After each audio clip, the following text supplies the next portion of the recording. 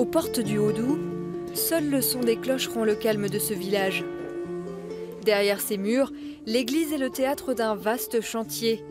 En toute discrétion, il gratte, brosse, peigne. Par ses gestes minutieux, il redonne vie à ce retable.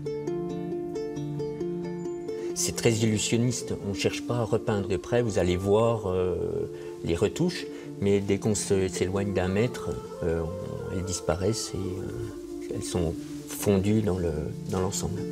Classé monument historique, le retable du maître-autel fut construit en 1766 par un architecte byzantin. Un siècle plus tard, les bois trop abîmés furent recouverts par une succession de peintures marron, à l'image de ces retables latéraux.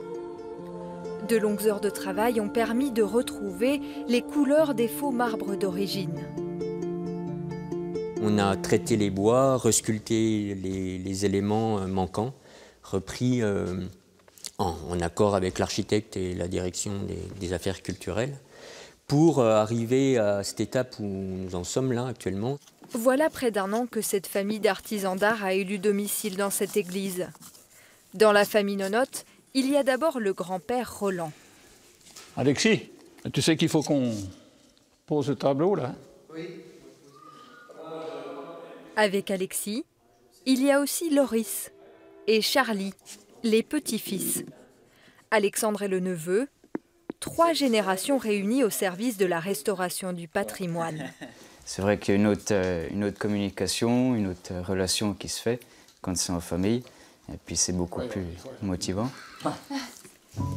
Si leur savoir-faire se transmet depuis 140 ans, les origines de cette famille de peintres seraient plus lointaines.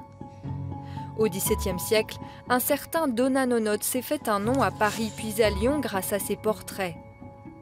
Récemment, ils ont retrouvé une de ses œuvres dans une chapelle du centre de Besançon.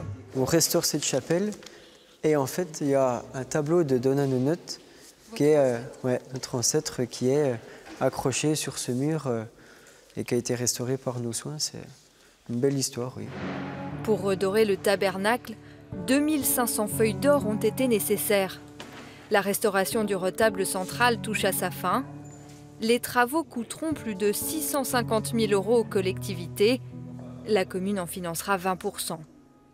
Un projet colossal qui n'aurait pu voir le jour sans la volonté de ses élus. Pour passer sur le rétable latéral. Qui d'autre que des collectivités ou des mairies peuvent jouer ce rôle. Et puis je pense que c'est une ressource du patrimoine, une ressource du territoire qui va susciter de l'intérêt et permettre de mettre en valeur notre commune. La famille Nonotte poursuivra son travail dans l'église de Naux en 2019. Après l'autel, ils raviveront les couleurs des retables latéraux.